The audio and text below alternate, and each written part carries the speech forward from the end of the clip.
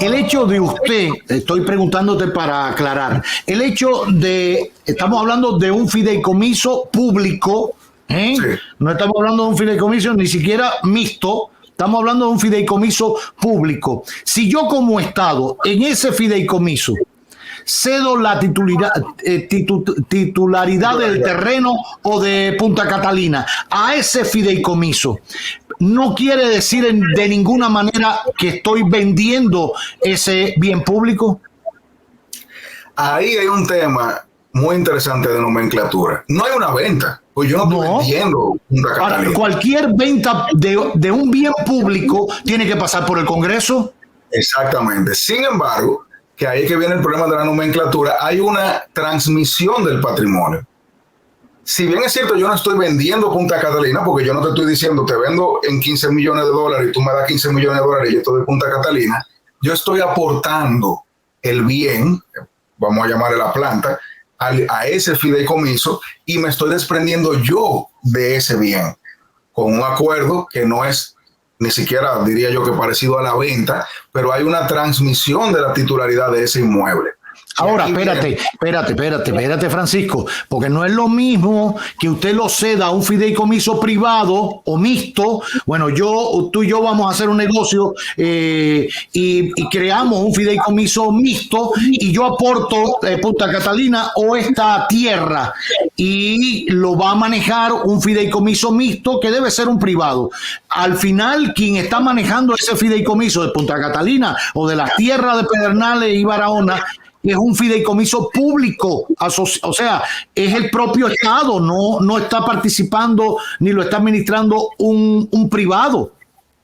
Claro, pero, y por eso es que es importante tener esa parte pública bien clara, cuando vamos a ver el proyecto de ley de cómo se van a manejar los elementos operativos de ese fideicomiso, por ejemplo, la compra y contrataciones, que es lo que más ruido hizo, nos damos cuenta de que se está tratando esa parte privada de tu contrata quien te dé tu gana, como si fuera homólogo al tema público. Me explico. Si Punta Catalina fuese un fideicomiso público y hay un comité que está conformado por funcionarios y por otras personas que se invitan a participar, que ya sea por su trayectoria, por su conocimiento técnico, hace sentido que estén ahí. En ese esquema de un fideicomiso público con un bien público administrado por funcionarios y o terceros, yo estoy tratando de utilizar normas que aplican de manera perfecta al sector privado y que no son tan homologables en el sector público. Y le voy a decir rapidísimamente a lo que yo me refiero. La ley, el proyecto de ley lo que dice es que las compras y contrataciones se deben regir por los principios de la ley. Nuestra ley tiene principios, nuestra ley de compra y contrataciones tiene principios. Toda la ley lo tiene. Tú comienzas a leer principios de tal cosa, principios de tal cosa. Esos principios son etéreos y muy generales. Por ejemplo, el principio de buena fe, todas las contrataciones serán de buena fe. Estoy diciendo un principio X. Pero está también el principio de transparencia, está el principio de competitividad, de mejor precio, pero está escrito, o sea, está escrito. Exacto. Todo eso está escrito. Esos principios son sugestivos de lo que debe ser la ley y cualquier negocio jurídico que sea afectado por la ley.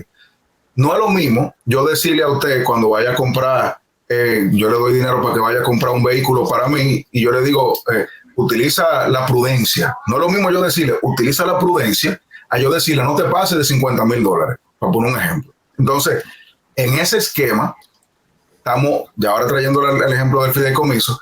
Cuando hablamos de compra y contrataciones en el fideicomiso público, según el proyecto de ley que está actualmente en el Congreso, y basado solamente en principios y no en disposiciones concretas de que se aplique la ley de compra y contrataciones, que es lo que una gran parte de la comunidad jurídica ha exigido o ha recomendado, tenemos que tomar una decisión como país, porque yo estoy de acuerdo con que yo no puedo pretender que el fideicomiso se maneje como una institución pública, porque entonces carecería de objeto la agilidad que se requiere en la administración de un bien, como por ejemplo Punta Catalina, que ya no es una discusión, versus la institución pública que sea manejada con su trámite burocrático absurdamente lentos, que al final va a terminar siendo contraproducente para el desarrollo económico del proyecto que sea.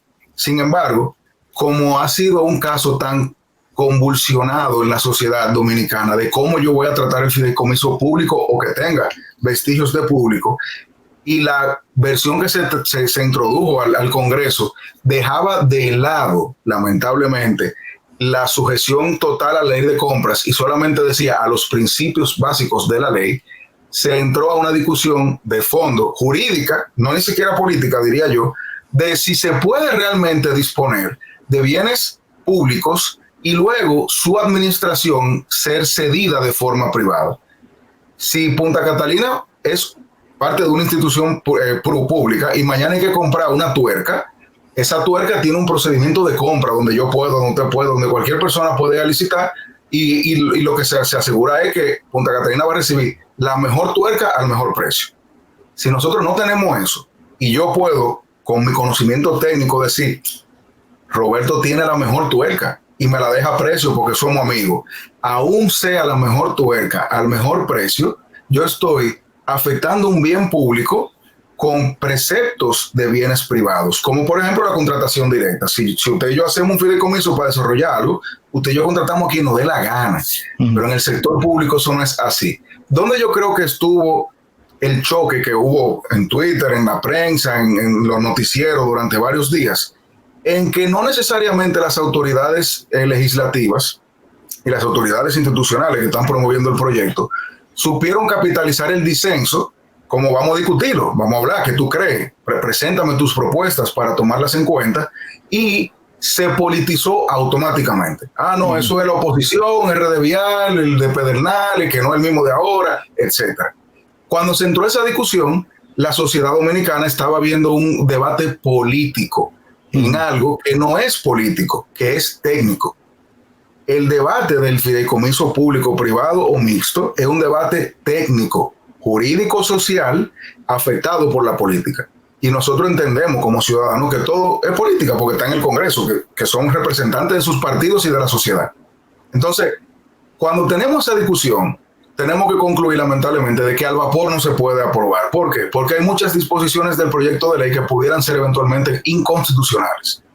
Cuando yo digo pudieran serlo en el sentido de que, bueno, si hay una sujeción parcial a la ley de compra y es un bien público que en otros escenarios estuviese totalmente afectada por la ley de compra, eso pudiera ir al TC y pudiera tener una consecuencia.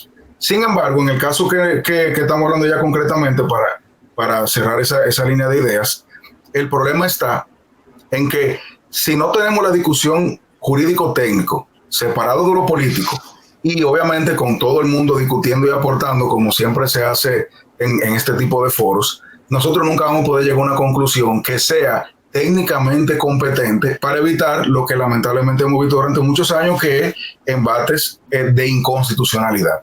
El fideicomiso público es lo mismo que el privado, pero con bienes públicos. La diferencia es que la cosa pública se cuida con muchísimo más celo. Usted y yo podemos sumar negocio y perder todo nuestro dinero. El Estado no se puede dar ese lujo. Y además, usted y yo somos garantes hasta un punto. El Estado nada quita que vaya a ser garante de todo. Entonces, hacer negocio con un fideicomiso público en esas condiciones pudiera resultar prácticamente sin riesgos para las personas que están metiendo su dinero en algo que normalmente en el sector privado generaría riesgos y que uno los asume por la posibilidad de dar un palo, por decirlo en buen dominicano, y que con el sector público el Estado vendría a ser el garante de todo absoluto cuando haga falta, y el que vaya a hacer ese emprendimiento conjunto con el Estado dominicano tuviera prácticamente vacunado en contra del fracaso, porque al final el bien que va a estar afectado es un bien público y que va a estar administrado o podría estar siendo administrado como si fuera privado. Ahora, para precisar, porque se ha manejado mucho el término de que a través de un fideicomiso público, como el que se propone, por ejemplo, para Pedernales, el Estado estaría vendiendo las tierras que ya sabemos que pasaron por un proceso judicial, que se le fueron expropiadas a gente que la había adquirido de manera non santa. Ya sabemos todo eso, levantamos toda la bandera, esa tierra es del pueblo, todo lo que sabemos, aparte de lo del Parque Nacional, esas tierras son del Estado. O sea, para que estemos claros, lo que he leído del fideicomiso, de este fideicomiso, incluso del primero que se había hecho para Pedernales, planteaba de que las áreas protegidas, el Parque Nacional, todo eso es intocable. Ahora, lo que haya sido tierra, que haya estado en manos de terceros de manera ilegal o llegaron a ella de manera turbia y que tienen vocación o agrícola o vocación turística, es lícito utilizarlo. ¿Cuál es el problema de utilizar una tierra que no es protegida ni del Parque Nacional para levantar un hotel? Eso no es pecado. Ahora, la otra parte, aclarado eso, esa tierra que es del Estado, que la recuperó el Estado, ya sabemos, a partir de un gran trabajo de Piqui Lora, que en paz descanse, sus hijas, etcétera, esas tierras se ha querido decir que el Estado las va a vender en el proyecto del fideicomiso de Pedernales. ¿Es así? El hecho de que estén y que usted ceda la titularidad, ¿está vendiendo esas tierras de nuevo a un privado? Mire, la verdad es que no es un acto de venta. Eso es, como lo hablamos ahorita, hay una transmisión del patrimonio a un ente tercero que no es ni tú ni yo, y que lo que busca es, obviamente, desarrollar ese proyecto, el proyecto que sea, en base a unas reglas que las partes, toda la parte involucrada, han convenido. En el caso de Pedernales, como que de nuevo es algo emblemático y que por eso la sociedad de una vez reacciona con cierta alergia,